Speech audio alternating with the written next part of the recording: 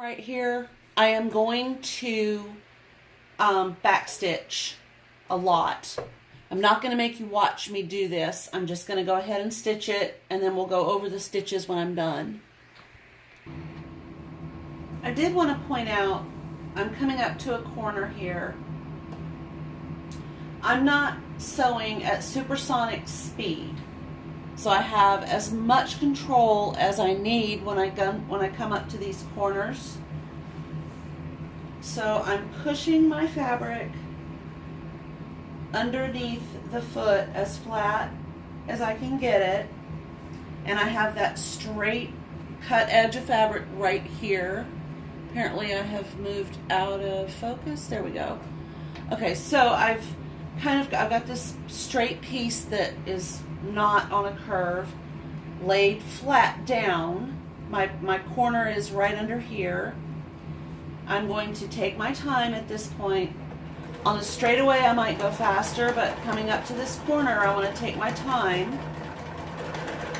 I'm stitching on the inside of my basting tailor thread, and then I'm going to stop when I get to my last thread, needle down, lift my presser foot, and turn my fabric, keeping everything underneath here nice and flat. Make sure that the underneath corner is flat, and it does take a little bit of extra effort to get all that fabric layers. Make sure they're laying flat underneath your needle. Check a couple times. Yep, everything is nice and flat. And then put your presser foot down and resume stitching right along where you decided, inside or outside of your basting stitch. And make adjustments as necessary, because like I said earlier, that foam is very different in certain areas, so you're going to have some spots that are going to need to be a little bit tighter than others, and it's way more evident when you do this tailored basting stitch when you're working on the foam. Now I can go a little bit faster, but I'm still making sure that I'm staying inside my basting stitches on the inside of my project, and I'm keeping everything flat.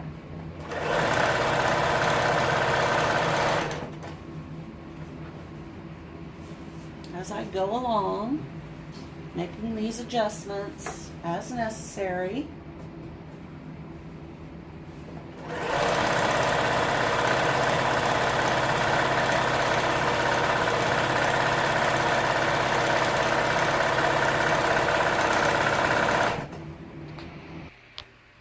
Okay, now I'm on the other end, and I know that I'm going to have to add Velcro to the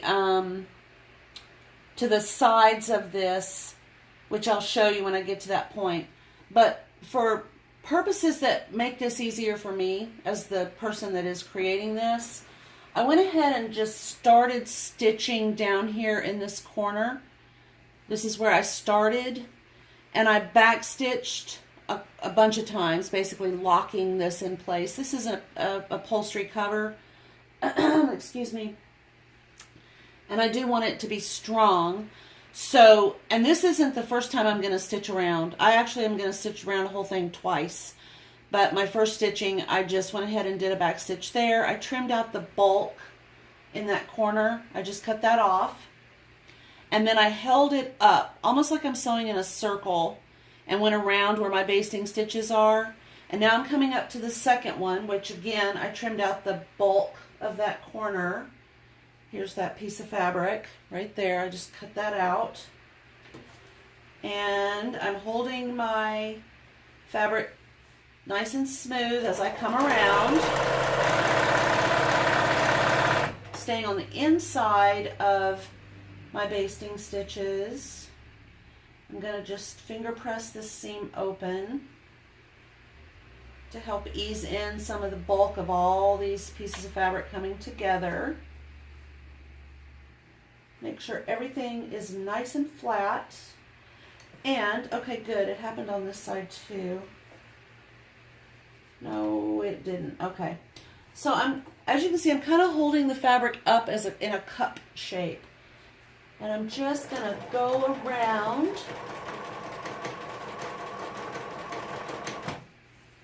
And since my corners curl underneath the foam, I'm not too concerned about a point. You know, a point like this. It's more of a curve like this on those corners. Just following along, using the basting stitching as my guide.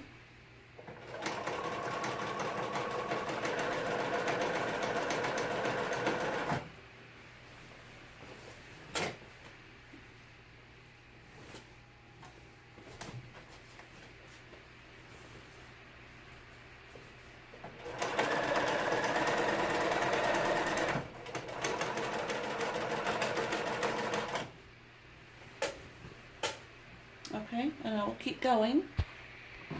Okay, so everywhere I wanted to stitch has been stitched one time. And what I failed to mention prior to the actual stitching, I know that when I apply my Velcro along this side right here, I'm going to have a raw edge to deal with. So my answer to that is now and has always been, if I'm not planning to grab my serger, which for me with my leg the way it is at this particular point, that's not going to happen today. So my machine has a basic overlock stitch.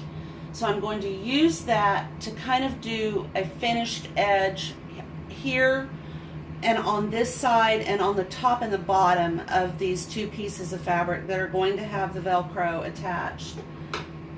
And when I say Velcro, I really mean hook and loop. It's a different brand. So anyway, I'm trimming off all these long threads with just a regular pair of scissors.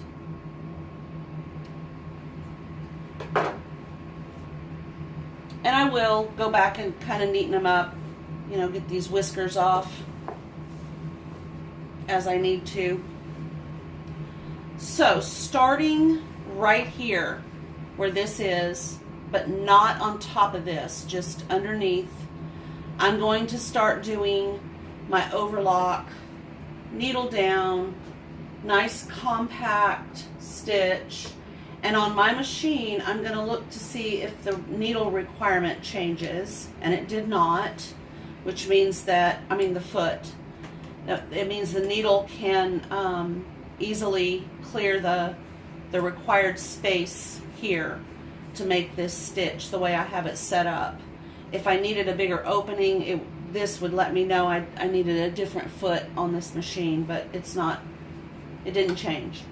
So I'm going to go half on, half off, and that's an old heirloom sewing technique that basically creates a roll and whip, which means that the raw edge of the fabric is going to roll up on top of itself, on top of the fabric, and get caught in that overlock. So that'll finish that off nice and tidy, and then I can apply my Velcro.